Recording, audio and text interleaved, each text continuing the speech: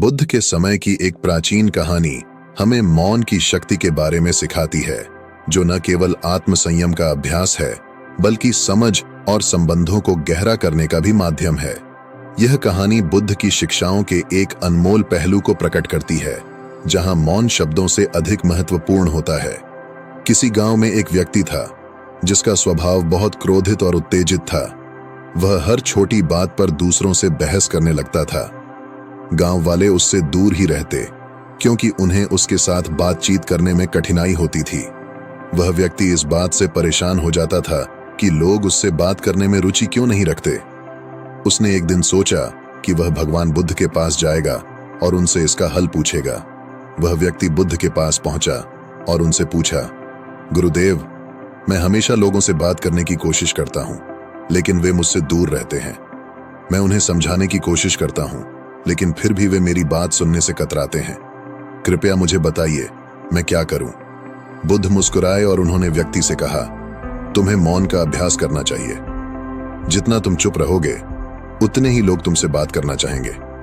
वह व्यक्ति हैरान रह गया और उसने पूछा, गुरुदेव, मैं समझ नहीं पाया, आप कहना क्या चाह रहे हैं? बुद्ध ने एक सरल कहानी के माध्यम से उसे समझाया।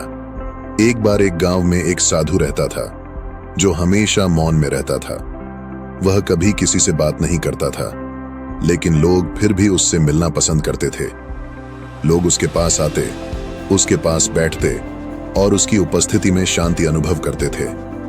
साधु की मौन उपस्थिति ने लोगों को आकर्षित किया और उन्होंने अपनी समस्याओं का समाधान खुद ही ढूंढ लिया। धीरे धीरे गांव वाले समझ गए कि साधु का मौन सिर्फ शब्दों की अनुपस्थिति नहीं था, बल्कि एक गहरा संदेश था। साधु का मौन उन्हें स्वयं से जोड़ने में मदद करता था, जिससे वे अपने भीतर की शांति को महसूस कर पाते थे। उसकी मौन उपस्थिति लोगों के लिए एक आईना थी, जो उनके अपने भीतर के शोर और अराजकता को प्रकट करती थी। बुद्ध ने उस व्यक्ति से कहा, जब तुम हर समय बोलते हो तो लोग तुम्हारी बातों में उलझ जाते हैं। वे अपने विचारों को सुनने का अवसर नहीं पाते। अगर तुम चुप रहोगे तो उन्हें अपने भीतर के विचारों को समझने का मौका मिलेगा। मौन का अभ्यास करना सिर्फ दूसरों के लिए नहीं, बल्कि तुम्हारे लिए भी है। यह तुम्हारे मन को शांत करेगा और तुम्हें आत्मसंयम की ओर ले जाएगा। व्यक्ति ने बुद्ध की बात को ध्यान से सुना और मौन के महत्व को समझा। उसने सोचा कि जब वह लोगों से कम बोलेगा तो वे उसकी उपस्थिति में सहज महसूस करेंगे। उसने यह संकल्प किया कि वह अब से अपनी बातों में संयम रखेगा और जितना हो सकेगा मौन का अभ्यास करेगा। इस कहानी का संदेश सीधा और गहरा है। जितना हम मौन का अभ्यास करते हैं, उतना ही हम अपने मन की अराजकता से दूर होते हैं और आत्म अवलोकन की ओर बढ़ते हैं।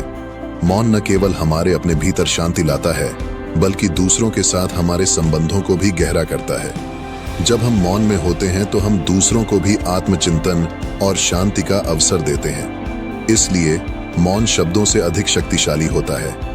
मौन का अभ्यास हमें आत्मसंयम सिखाता है और यह दूसरों के साथ गहरे संबंध बनाने में सहायक होता है। बुद्ध की यह कहानी हमें सिखाती है कि शांति और समझ के लिए कभी कभी मौन ही सबसे बड़ा साधन होता है। बुद्ध का यह सरल संदेश है, जितना चुप रहोगे उतना लोग बात करना चाहेंगे, क्योंकि मौन का अभ्यास हमें अपने और दूसरों के प्रति जागरूक बनाता है।